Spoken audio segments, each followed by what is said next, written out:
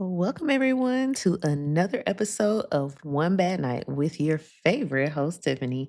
Now, y'all already know One Bad Night is where we get into those situations where one decision, one encounter, one little this ain't about to go nowhere moment turns into a full blown nightmare.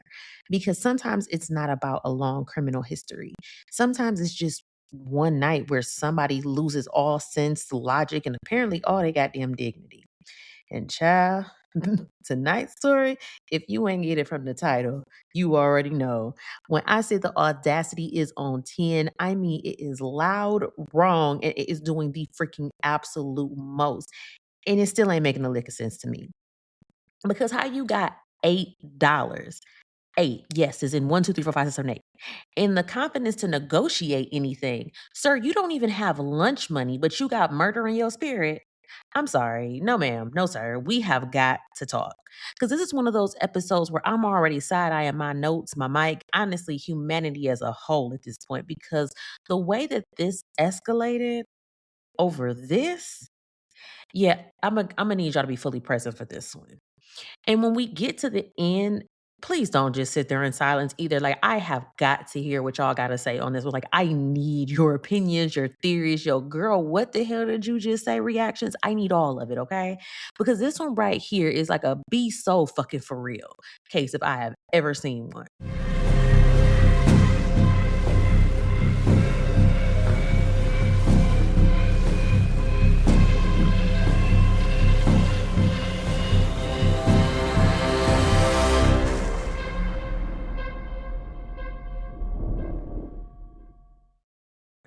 Okay. So listen, we about to head down to ATL for this one. And I'm not even trying to be funny, but Atlanta be having the freaking most going on. Like every time I hear a case out of there, I'm like, what is in the air? And I used to think like Cleveland was wild, but baby, we neck and neck at this point. It's giving chaos on both sides. Now, this is January 10th, 2017, and let me introduce y'all to a man named Felix Shirley.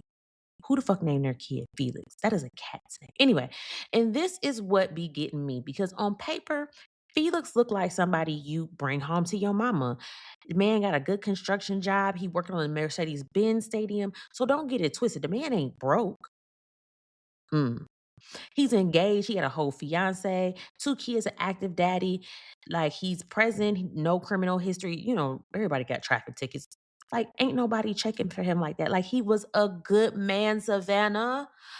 Like I said, regular man. So look, one day he steps out to the corner store. He's grabbing a swisher after work. Quick little run, right? You know the vibe. He probably about to go home, roll up, chill, mind his business. Everything is going normal. Okay, right? But this is where things start taking a left. Because while he's out there, a young woman approaches him. And baby, when I say she skipped all these small talk, she walked up to him and basically asked him if he wanted to pay for some ass. Like, straight like that. Like, I mean, maybe it was an introduction. I don't know. Maybe it was a hey, handsome. I don't know. But somehow we ended up in what you trying to do. And I know y'all listening like, well, okay then. Because that's how I was too. But this right here, this is his moment. This was his little window where he could have been like, you know what? Nah, I'm cool. Grabbed his swisher, went home to his fiance and kids. When we wouldn't even be having this conversation today. But no, instead, he entertained it. So she basically like, I got something for you if you got something for me. Like, I do something strange for a little piece of change. And he was like, shit, bet. Just ready. No hesitation. He ain't had no second thoughts. Like, hold on, let me check. I got a situation at home. No, he just was going off vibes and bad decisions. So they end up heading down to the underground Atlanta. They go down these stairs by the MARTA station. It's real secluded. There ain't nobody down there. This the type of spot ain't nobody about to interrupt nothing. It's already doing too much. Already. Now, I'm not sure what the going rate for coochie is these days. I mean, or I don't know if she was offering coochie. She might have been offering some head. I don't know. I wasn't there. But however it went down, she must have gave him a price. And my dude, he wasn't having it. Like, he wasn't a little short. He wasn't like, hold on, let me run to the ATM real quick. This man had $8 in his pocket. 8. Mm-hmm. Now, sir. Sir. Now, when she offered you her services, you should have known it was going to cost you more than $8. Because let's put our thinking caps on for just a second. You walk down them dark ass stairs, ready to conduct business with $8. I mean, it was 2017. Was Cash App not an option? Apple Pay? Hell, did she have PayPal? Because I mean, what in the fuck did you think you were gonna get with $8? I mean, baby, be fucking for real. That's not even enough to go to Five Guys and get me a burger, fries, and a drink. Like, baby, you out here trying to negotiate somebody's body like it's a clearance sale at the Dollar Tree? I mean, what are our expectations here? I mean, like, what did you think you were gonna get for $8? Like, did you think you were gonna get sample size, like a quick preview, like a try before you buy type situation? Like, I am genuinely confused as to what is going on here. And the crazy part is, you had the audacity to even pull out the fucking $8 like you was about to do something. Like you was about to seal a deal? Like she's supposed to look at that and be like, you know what? We gonna make it enough. No, no. No, sir. No, sir. And since you know what, she knew her worth and she was like, absolutely the fuck not. Because what is she gonna do with $8? She can't even eat that day. A damn value meal at McDonald's costs more than $8 now. I mean, back in 2017, I mean, I'm sure it wasn't far off. Okay. You weren't even about to get a decent freaking meal for $8. Like I said, the girl couldn't even go to Five Guys. She couldn't even get a burger out of Five Guys. She may have been able to get a fry, and that was it, or a drink, but not both. You know, you go to Five Guys, child, you got to damn near take out a second mortgage on your house just to get a meal. And baby, don't take your whole family. I have to sneak Five Guys when my kids ain't home because yeah, if I take the whole family, that's over $100 for some burgers and fries. We ain't doing that. So, like I said, this man couldn't even afford to buy her some Applebee's. She couldn't even get a 2 for $20 at Applebee's. Like, what is going? What? Okay, let me get back on track because I'm about to go off. Okay, look. So this is a moment where his little plan fell apart and reality didn't hit him in the face. That's when his ego was like, oh no, we are not about to be embarrassed like this. Men and their egos. And like I said, this is where shit goes just completely freaking left. And let me tell y'all how this man did not just get mad. No, he lost his whole fucking mind, like completely. Because instead of, being a normal person and just taking that L because, sir, you came down there broke, and I mean capital BROKE. This man snapped. And when I say he snapped, I mean something in him just said, yeah, we not about to be embarrassed today. And he started beating this woman like she was a grown man that owed him money. I'm talking, he went full force. Like he was in a straight up rage. And y'all gotta remember, they're down there by themselves. Like it's nobody around because it's secluded. So nobody's coming to help or see this play out. So the poor woman is already at a disadvantage. And now she's on the ground. And at this point, because I know y'all thinking it, this again should have been where it stopped. You like, okay, you done did too much already. Just please, sir, walk away. No. This man said, no, I ain't finished yet. And he pulls out a gun over $8 in the no and fires two shots. One hits her in the face and one hits her in the neck. I don't even know how you escalate from I don't have enough money to murder in point 0.2 seconds like that because it's not normal. That's not I had a bad day. That's not somebody that is something deeply dangerously wrong with you. And the part that really got me is after he did all of this, after he beats her and he shoots her, after he like knows what he just did, y'all, this man picks up his little funky $8, puts it back in his pocket because for God forbid you leave empty handed, right? Right. He runs back up them stairs and just walks off like nothing happened. He wasn't panicking. He didn't call for help. It wasn't a, oh my God, what did I just do? Nah. He just went back to his little regular raggedy ass life. Like he ain't leave somebody laying there to die over some shit that never should have happened in the first place. Like this, I'm sorry, but this ain't just one bad night. This is a man whose freaking ego was so fragile and loud and so out of control that being told no for 2 seconds turned him into a goddamn killer. That shit is terrifying. Now, while he out here just going on about his raggedy ass business, like he ain't just beat and kill somebody, he ain't just leave a woman to die over 8 funky little ass dollars and his hurt little feelings.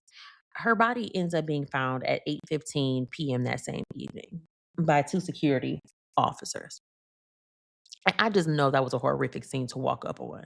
So, of course, Atlanta PD gets called in immediately and they bring in homicide because, baby, this is clearly not a regular situation. And when they get down there, like I said, she's badly beaten. She's lying in a pool of blood. She's not breathing. Like he literally left her there. And it's like you can already tell this was violent. It wasn't quick and it wasn't an accident. Like it was somebody who just went the fuck off. And now they start assessing the scene and they notice a puncture wound to the neck. But they're like, okay, well, there's no shell casings around. We don't have a weapon. We don't have a knife. We don't have anything. So they need to figure out exactly what the heck that happened down here. Now, she did have a purple purse with her, so at first they're like, "Okay, well, maybe was this a robbery?" But when they check, she doesn't have any ID, but her phone is still in the purse. So they like, "Okay, maybe not a robbery because if it was a robbery, why would you leave the phone?" So now they have even more questions. So now we meet the lead detective on this case. His name is Detective Jamil Logan. And this man, he takes his job so seriously, and I love it because he is down there looking at everything. And when I say everything, he is everything. Because see, you know how some detectives they just glance and stuff like he's one of them nah, something ain't right type situations. And while he's looking around, he knows there's a glass door near where her body was. And y'all, look, listen. There are handprints on the glass, clear as freaking day. And I know he's probably looked at that like, oh yeah, somebody done fucked up now. So CSI, they come in and they do what they do, dusting, lifting prints and the sciencey stuff and all that good stuff to see if they can pull anything that's going to lead them to a suspect. Now, while that's going on, Detective Logan, he's not just standing there looking pretty. No, he's canvassing the area. He goes back upstairs. Somehow, some way, this man looks inside of a trash can. Random, I don't know, but that's what he said he did. And he sees a mini liquor bottle that he said looked, quote, out of place. Now, don't ask me how something looks out of place in a trash can, okay? Because, sir, that is where the trash goes. But that's what he said, his words, not mine. But okay, we going to trust your instincts. But look, that's not all. He also sees a Swisher Sweet wrapper. Remember, Felix didn't Phoenix go to the store to grab a Swisher before all of this went down? Mm-hmm. Okay. So now Detective Logan is like, yeah, we're gonna go ahead and bag all this up. So he collects a mini liquor bottle, the Swisher wrapper, everything, he bags it up for evidence. Because at this point, every little thing matters. And then they notice something else. There are security cameras everywhere, and they are some pointed directly at the area where this happened. Now, if I'm Detective Logan, I'm probably already over here smiling a little bit because somebody thought they was about to get away clean, and baby, you dumb and you caught on camera. So they do take her body to the coroner's office for an autopsy. And at this point, she's a Jane Doe, no name, no ID. She's just a woman who got done dirty and left her like she was nobody. So they run her fingerprints trying to figure out who she is because clearly somebody out there is probably missing her. And when the autopsy comes back, remember how they said there was a puncture wound at the scene? No. Those were actually gunshots. And like we said, she was shot in the face and she was shot in the neck. And the way that the bullet had traveled, it had entered in under her eye and came out of her cheek going downward, which means that this man was standing over her when he shot her. Like the poor lady is already down on the ground, like, damn, haven't you done enough? But then he still stood over her and pulled the trigger. When I tell you that is some nasty work. And then they figure out it was probably like a 22 revolver because it was very small. The bullets were very small, which makes sense why there's no shell casings because revolvers don't spit them out. So now it's like, okay, you didn't just randomly snap. You came up with a gun already on you. Uh-huh. Now back to Detective Logan, because like I said, he is not playing. He goes digging deeper into her person. He like, it's gotta be something in here that can tell me who she is. And boom, here he finds a business card from the McDonough Police Department with the case number on it. Now you already know he like, oh yeah, this about to open something up. So he calls me. He like, look, I need that report. They send it over, and child, that report came back to a DV case from 9 days before this murder, and it was filed by a woman named Misha Moore. Now he like, okay, all right, we got to leave. We getting somewhere. So he asked for the full report, and it says that Misha was at a hotel with a man. They got into it like real bad. It was a physical altercation that went down. and they ended up getting put out of this hotel. So she had called 911, the police had pulled up, and the man she was fighting with, he was already gone. I mean, are you shocked? No. Now, the ID she gave police had a New York address on it. So Detective Logan reaches out to the NYPD, like, hey, can y'all run this and send me whatever you have on this address? And they run it and they actually end up sending him back a driver's license photo. And now, just like that, Miss Lady is not a Jane Doe anymore. She's got a name, and her name is Misha Moore. She was only 26 years old.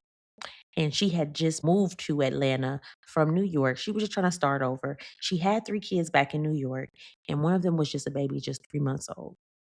And now they gotta grow up without their mom because a grown ass man couldn't handle being told no with his broke ass. Okay, I'm sorry.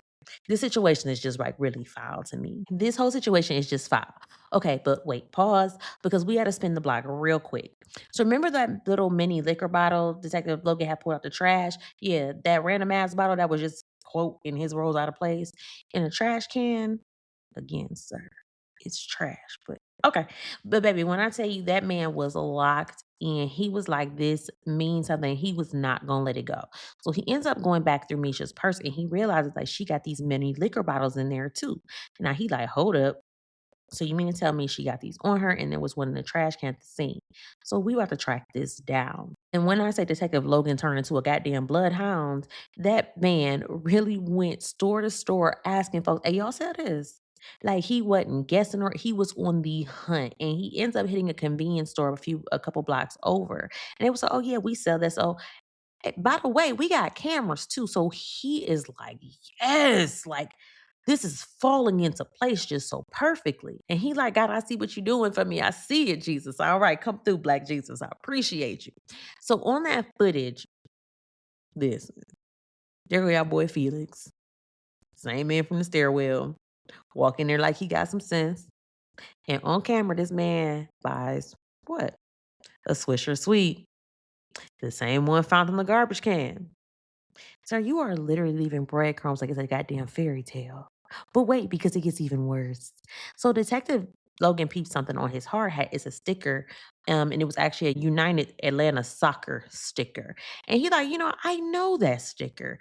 Then Mercedes-Benz stadium workers got those on their helmets. So now it's just like, oh, you didn't just leave clues. You left your job application.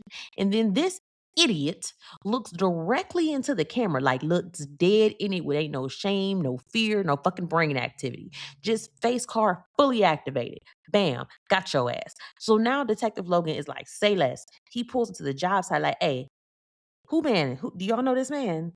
He shows a picture to the site manager. The manager's like, I don't that face isn't familiar. But he definitely works here because I can tell by his uniform. But he like, look, we got like 2,000 workers here.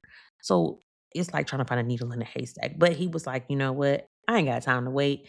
The site manager said he was going to look into it and get back to him. But he ain't got, Detective Love, he ain't got time for all that. Like, we got a lady, she's gone. We need to get justice ASAP. So he ends up blasting this man's face everywhere on social media, on Crime Talkers, on the news. They are not playing. They want this man. They like, look, somebody come get y'all cousin.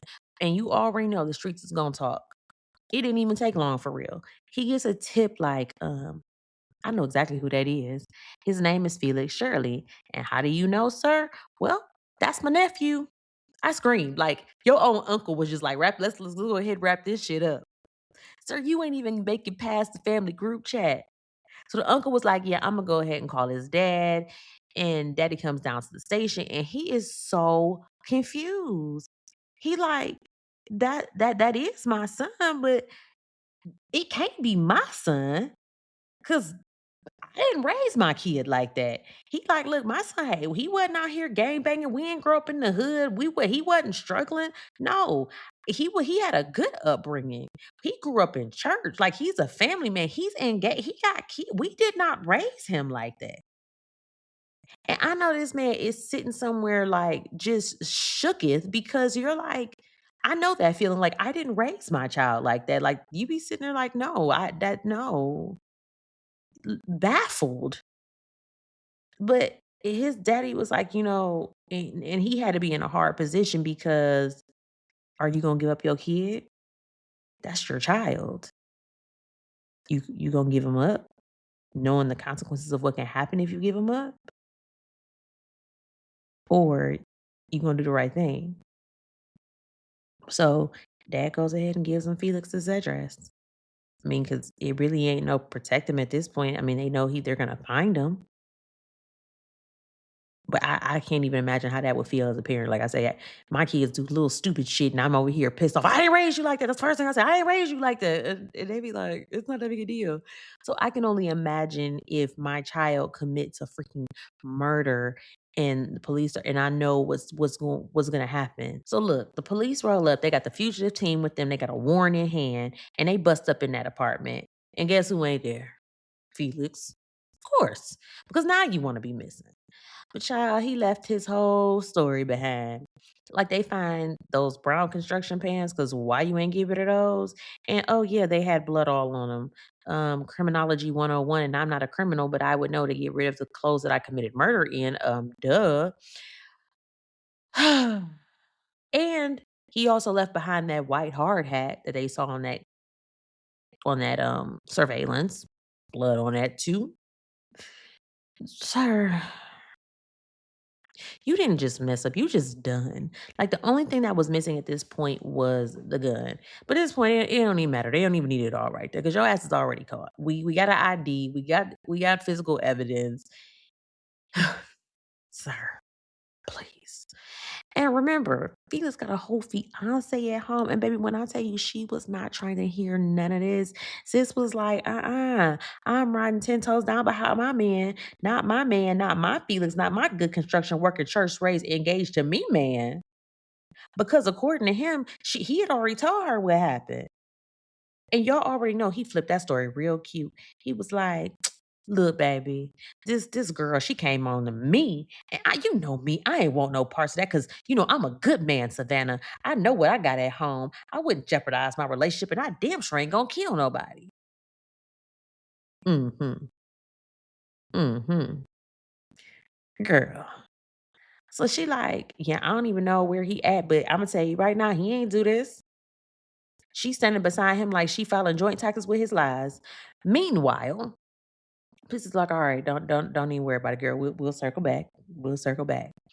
Because like I said, this is now turning into a full-on manhunt.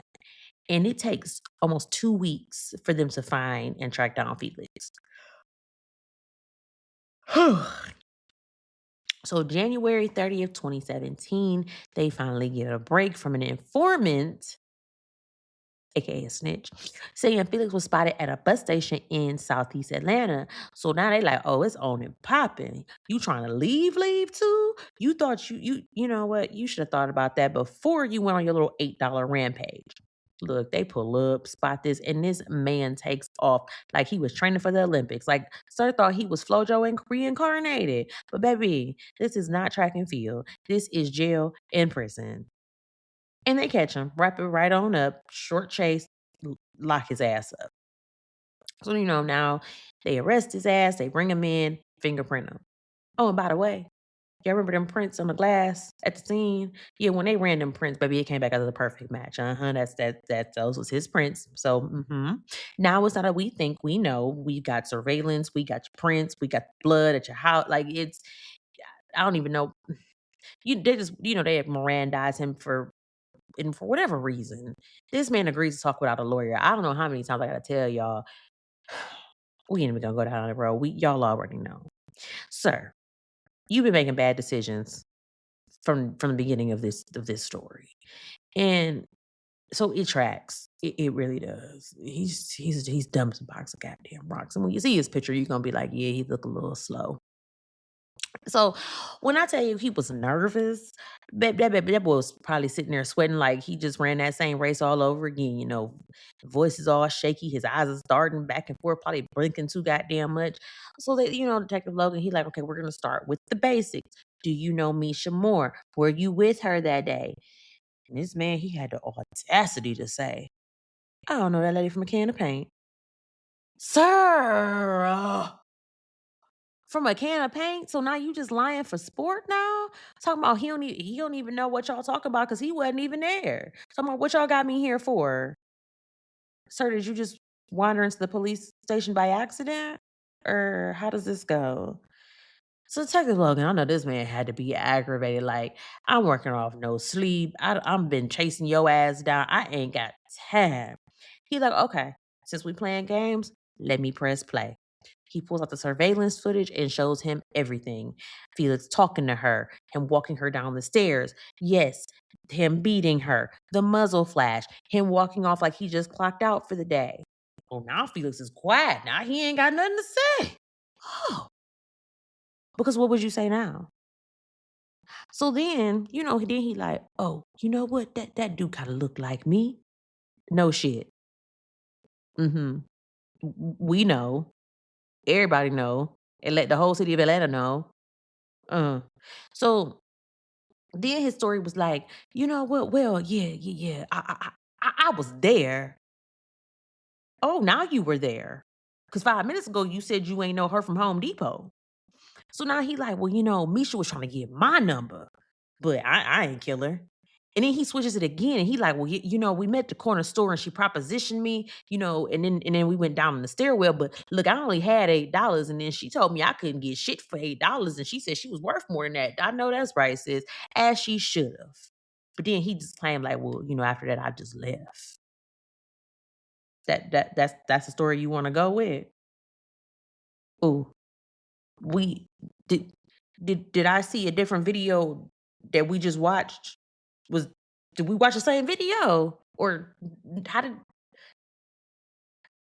I got never mind. So anyway, sir, not only are you dangerous, but you are freaking delusional. Like at this point, you're not even lying to them. You are lying to yourself, and it's embarrassing. I have secondhand embarrassment. And I know at this point, Detective Logan got to be like, nigga. Can we let's just go ahead and wrap this up. He is done. Like, please stop playing with me. Please stop lying. And we just watched you on camera. And this is probably where reality finally starts punching Felix dead in his chest because he ain't built for this shit. He ain't no mastermind. He ain't no career criminal. He is just a regular ass dude who made the dumbest, most irreversible decision of his life. And now the pressure is squeezing the life out of him. And baby, when I tell you he breaks, I'm talking about full on collapse, like the tears, the snot, the man shaking. He got a whole performance going. He in there crying like he the victim. Sir, nobody hit you. Nobody shot you. Ain't nobody leave you to die on concrete. And you in here bawling? Sir, bye. Good night. Goodbye. Good night. And while he's sitting here with tears and snot and shit all flying everywhere, he finally tells the truth. And he's like, look, I just snapped. Snapped over what? Because you only had $8? You snapped. Like I said, the poor girl couldn't even afford a combo at Chick-fil-A at this point. That ain't even gas money. That's 2017. You can't get nobody $5. You can't, that wasn't gas money. That Then he says he finally admits that he beat her and he shot her. And he picked up his little raggedy ass $8 like it was a prize at the end of the mission. And he went home to his family, to his kids. And Misha won't ever be able to go home to her family, her kids. Like, he just ran to the store and forgot milk. I am just disgusted. And now the gun, oh, they ain't never find that. Because it's at some point he had a little bit of sense and he was like, oh shoot, let me use my brain. I'm gonna get rid of the gun. You got rid of the gun, but you ain't get rid of them clothes. Okay. But he does admit that it was a 22 revolver that he used. So yeah. Case is wrapped up with a goddamn bow on it. And after all that crying and folding up like a freaking Dollar Tree lawn chair, they let him make a call to his fiance, Miss, my man ain't do this, my man, my man, my man. And child, that call was a mess. Because now you got to tell the same woman that you lied to, the same woman you had out here defending you, 10 toes down, ready to ride out for your ass, that yeah, you did that shit. Now she on the phone. That lady is crying. She's heartbroken, confused because this was supposed to be her good man, her fiance, her future husband, the father of her kids, the man that she is standing 10 toes down behind. And now he done turned into a whole murderer over something he ain't even get. You lost your whole life over coochie you ain't even touch because you have 8 funky ass dollars. This is beyond embarrassing. This is fucking pathetic. So look, y'all, he gets charged with felony murder, possession of a firearm during the commission of a felony. And DA was just like, you know what, because you so goddamn dumb, we're just gonna tack on some more charges. And they add on aggravated assault with a deadly weapon. Because baby, at this point, them charges was stacking like Lego blocks. And then Felix waives his right to a bail hearing. I mean, which is hilarious to me because, sir, if you ain't have $8 for sex, I mean, what bond was you about to pose? With what funds? You was going off faith vibes. I need you to be serious. So yeah, go ahead and waive that. Don't even waste nobody's time. Having to call the judge and pay. Don't even waste the taxpayers' time. Thank you, appreciate it. And did I mention to y'all that at the time that all this went down, Felix was only 25? 25. And you just threw your entire life in the trash over your ego throwing a tantrum. Mhm. So trial comes around late February 2018, and by March 2nd, 2018, they found his ass guilty on all charges. There ain't no sympathy. We ain't confused. It's just a wrap. And the judge was just like, "Yeah, you're never coming back out ever. We're gonna give you life, no parole, and matter of fact, we're gonna tack on another 5 years just because you stupid. Mhm. You can have all the time in the world to sit there with nothing but time to think about how you let $8 and your fragile little ego run everything. He's over there sitting down at Calhoun State Prison. How do you go in there like, yeah, what you in for? Oh, I killed somebody. Well, what happened? Well, I was trying to get some ass and I only had $8. You sound dumb as fuck. You do. Just dumb as fuck.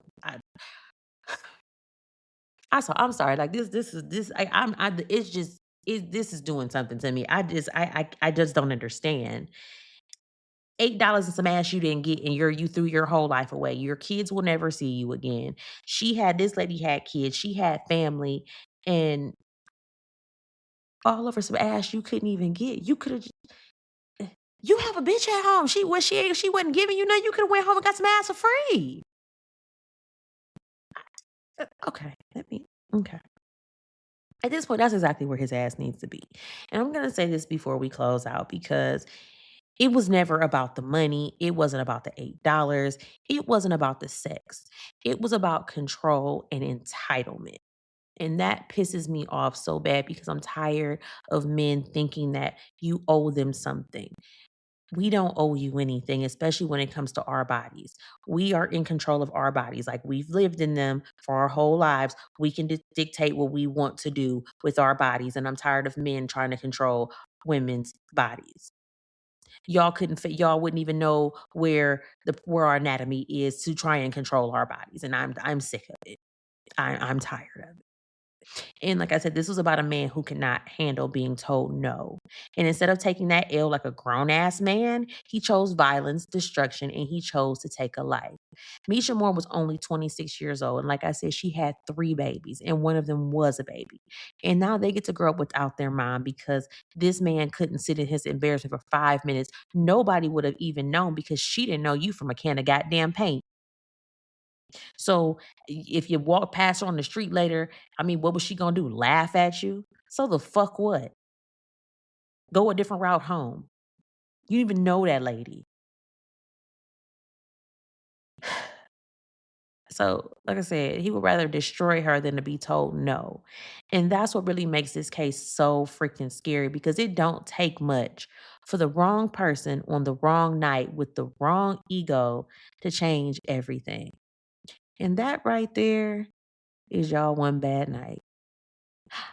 It's late. I'm about to go take my ass to bed because I am really, really upset now. Like this, when I was researching this case, it was just like the audacity to me. And every picture I see of this man, when y'all see him, he just looks so sad and woe is me. And I just want to punch him in the fucking face. I really do. Because how the hell are you that pressed over some ass that you're not even entitled to? So if I'm a little hyped up on this episode, I apologize. It's my passion talking. I'm just very sometimes these cases like really get to me. And it's like they're so like I said, this was just so senseless and so freaking avoidable. But anyway, y'all let me know what y'all thought. You can hit me up on social media, TikTok, Facebook, Instagram, Melanin Mysteries Podcast. You can join up the Love Lies and Alibis discussion group. Why y'all? I've been talking to y'all and y'all be like, oh my God, I didn't even know it was a discussion group. Yes, we had a discussion group for a long time. Come on over there. Have fun. It's fun over there. Um, you can leave a comment in the wherever you're listening. And I also would so very much appreciate a 5-star review wherever you're listening. It really means the world to me. It helps the show grow because the algorithm pushes us out more when you leave a review or even a comment. Even if you were just like, wow, that's crazy, it helps. Like, you can leave one word. It helps more than you know. And I appreciate it, especially on Apple. I would really, really appreciate it on Apple because my Spotify is like almost triple what my Apple reviews are. So if y'all can head over to Apple, leave a 5-star review, leave a comment. It would mean the absolute world to me. And as I said, I appreciate y'all for rocking with me for one more week. And I will be back with another case. Please, y'all, behave. Don't have me covering your case on the episode of One Bad Night. Cause just if you broke, just stay at home. It's very simple solution. Very simple. And in this economy, it ain't too hard because you step outside, it's gonna cost you $800 anyway. So just stay at home. And y'all have a good night.